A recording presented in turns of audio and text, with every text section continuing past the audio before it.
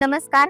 आडवी पेठ विटा ward number 9चा रहिवासी असून आडवेपेठेतला रस्ता जवळजवळ 25-26 वर्ष झालेला नव्हता. विटा शहराचे आमच्या गल्लीतले रस्ते कितीतरी वर्षे होत नव्हते. 20 ते 25 वर्ष रस्ता झालेलाच नव्हता. पूर्वी इथून आनुका टोल पासून ते हिरवळ बिल्डिंग पर्यंत जो रस्ता होता तो आरंभ होता. गटारे उघडे होते, कच्चा रस्ता होता.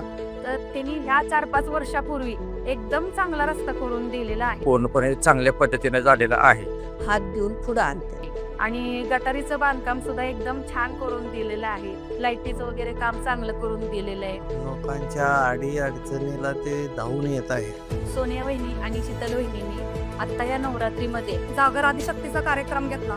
त्यामध्ये महिलांना बरेच मोठे व्यासपीठ उपलब्ध करून दिली. त्यांच्या कलागुणांना वाव मिळावा म्हणून परंतु सुहासबाईंच्या फंडातून पैशातून हा रस्ता सिमेंटचा करून गटार बंद रस्ता तयार झालेला सुंदर प्रगती केलेली आहे. स्वर्गीय अनिलराव बाबर यांचा वारसा घेऊन माननीय आमदार सुहास बाबर यांनी या विजयनगरीमध्ये त्यांच्या पावलावर पाऊल टाकून विजयाची प्रगती करण्याचा ठाम निर्णय घेतलेला आहे.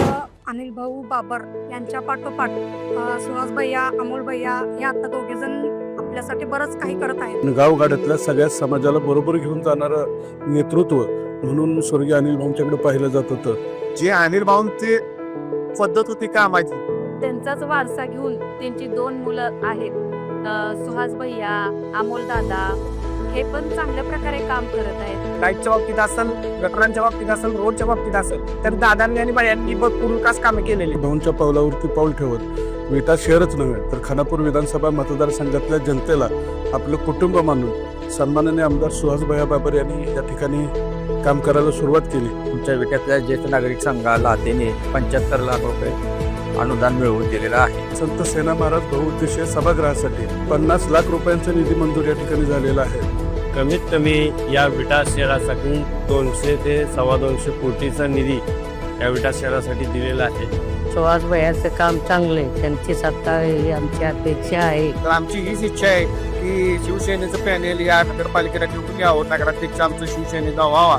काय जरी काम असलं आपलं तर भैया एका आवाजावर धावून येते. आणि कुठलीही व्यक्ती काम घेऊन जर आली तर त्या व्यक्तीला कधी विचारलं जात नाही की तुम्ही कुठल्या पक्षाचा आहे, तुम्ही आमचं काम नगरपालिकेला इलेक्शनच्या वेळी केलंय का.